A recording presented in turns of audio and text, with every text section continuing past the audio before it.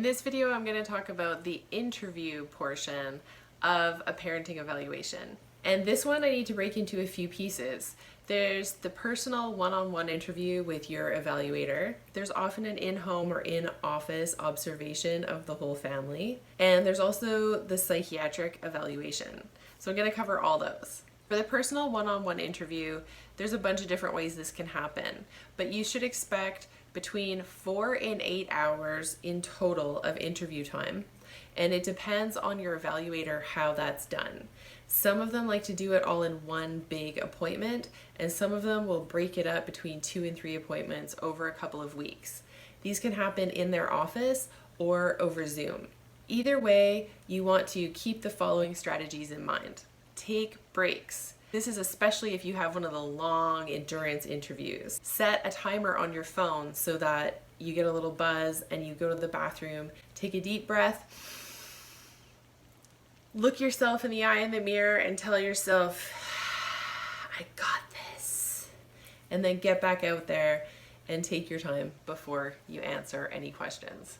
A good idea is to take one inhale and one exhale before you answer any questions. Have your narrative ready. If you watch the video on what to expect before a parenting evaluation, you'll know about all the paperwork and how you can generate a 2 to 3 page narrative outlining your whole story and the most impactful examples so that you already have this all ready. If you don't, in preparation for your interview, try to think of the most impactful examples of what's been going on for you and your kids, and always make it a child-focused narrative. So whatever you're talking about, point to how it impacted the kids and offer detailed, concrete solutions. You're showing some flexibility, but you're also providing actual real-life answers. It's really helpful to focus on staying calm and keeping your nervous system regulated before and during these interviews.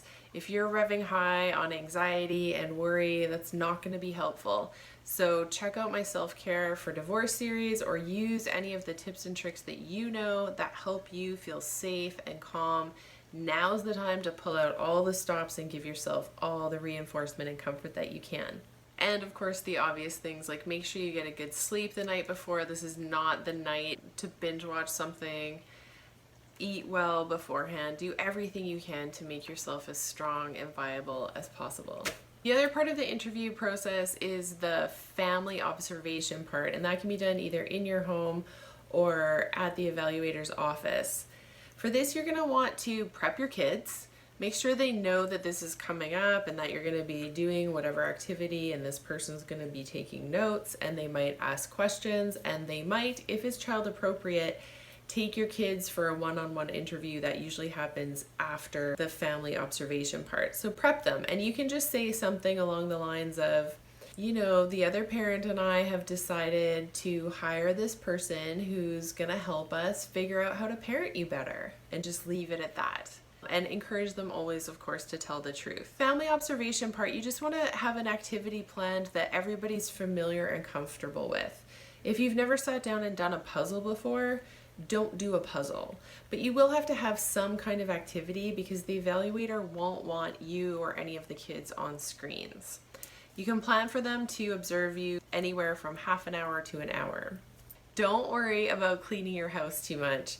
The bar for this is set really low, and it's a far better investment of your time to keep yourself healthy and strong and regulated than spin out in your mind worrying while you're frantically cleaning your house.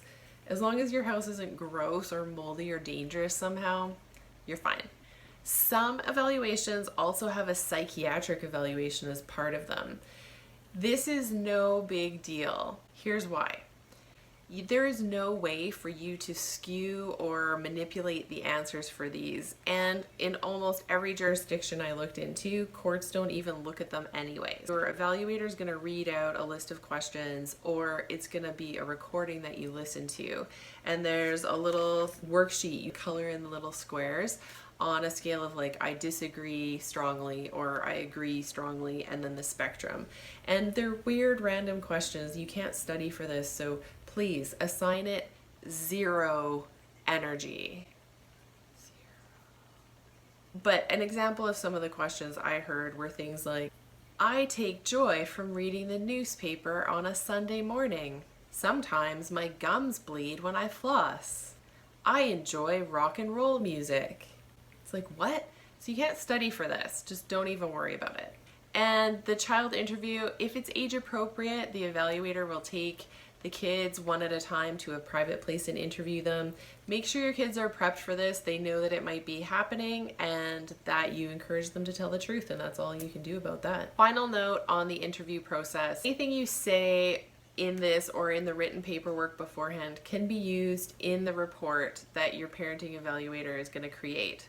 Arguing or disputing any of the points of these evaluations is very difficult unless you're super, super rich.